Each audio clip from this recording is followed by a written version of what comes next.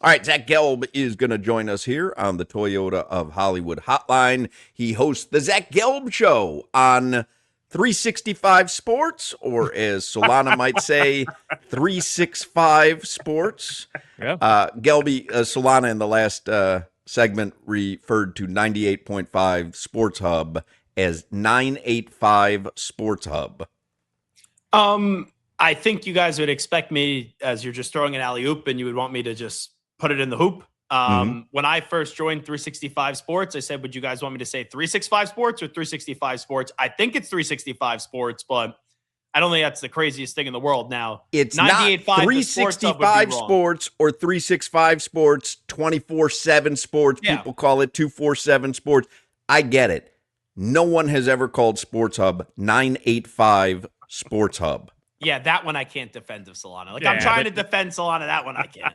Nobody listens to those losers in Boston anyways. What are we talking about? Yeah, they're like the highest rated sports radio station in the country. They do like 19 shares. Yeah. We do a half a share. But regardless, Zach Gelb. They do shares of Solana's IQ score. You can hear Zach Gelb on 365 Sports. He's also the studio host for NFL and college basketball on Compass Media Networks. And follow Zach on social media at Zach Gelb, ZachGelb.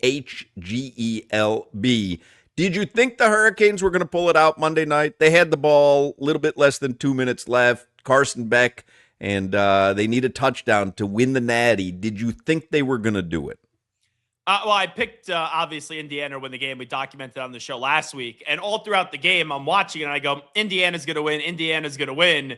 And after those 2 third-down conversions to Cooper and Becker, I'm like, all right, they're going to go score a touchdown. And they didn't. And Beck gets the ball back. And I go, all right, here's the Ole Miss moment again.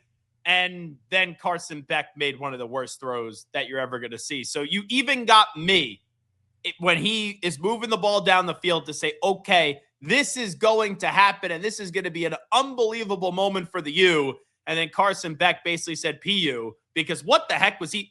Even if Crowder, like, he throws the ball and he doesn't underthrow it, I still think that safety is going to pick it off. I don't think either way that's going to be coming on down as a Miami catch. Yeah, no, I think he didn't. The scheme of it was not good. The scheme of it wasn't good. That corner had no reason to stay in the flat. Like, as you looked at it, I think if it was a bad throw, if it was a little higher or even outside, now it's incompletion. Now you're sitting at, 3rd and 8, whatever it was. So it was a bad decision, but I don't think it was the worst thing. But, Gelb, I was going to ask you, like, as you watch the game, like, people made bad plays. Like, I think the game was decided on that block punt. Yeah. Because if now you don't let them block that punt, now you can look at the score in retrospect and see it. But they were speaking about the game as if Cignetti was just going to flat out coach Mario Cristobal. I was impressed by Mario, Shannon Dawson, Heatherman coming out blitzing the hell out of them early on. Like, I think this coaching staff got something, man. The defense did an incredible job. And I look back at it, the 2 moments to me outside of the special teams, right? Because Miami missed the field goal. Then they also had the block punt. That 4th down run by Mendoza, you just got to tip your cap to him. How he avoided the defender and got the 1st down was one thing. How he then turned it into a touchdown is another thing. But where Cignetti gets the praise is just the building of Indiana. Like, they're the all-time losingest college football program. He goes there in 2 years. They win more games than anybody could imagine. And obviously, Indiana winning a national championship was never on anybody's bingo card. But something that is not, like, I'm sure you guys have talked about it, but in the national landscape, when he called that timeout late, Cignetti, I'm like, what is he doing? Why would you call a timeout there? And then right off of that, they end up getting the interception. So maybe slowing down the game there did obviously end up helping Indiana at the end of the game. Or the fact that Beck got his bell rung on the play before. Remember, there was a personal foul, it was a 3rd and long, and they bailed Miami out, got to move the chains. I don't know, Gelb. I wonder if Beck was kind of just going through it at that point. But do you consider the Indiana run one of these, like, all-time great college football runs? Or are they an all-time great college football team? Like, how do you view them winning the national championship? Because, yes, Cignetti's a baller. He's cool as hell. Mendoza proved it in Miami. And I just wonder, are they an all-time great college football team, or was just the run special? It's the most impressive national championship I've ever seen. And that wording is very key. They're not the greatest team of all time. If they played that LSU team from a few years ago, I do think LSU would win. But this story, the thing that I look back and kind of equate it to, because you can't do individual upsets. Indiana was supposed to beat Miami in this game. It's 1980 U.S. hockey. Like the idea that you take amateurs and they beat the Soviets to eventually go on and beat Finland and win a gold medal. No one would have ever believed that if you said that before the start of that Olympics. Now, when you look at this run, when Cignetti got there and he comes in, he's like, Purdue sucks and so does Michigan and so does Ohio State. Like, Google me, all I do is win. Didn't we all think we were going to be able to use that against Kurt Cignetti? And they made the playoff last year, and just making the playoff was simply unbelievable.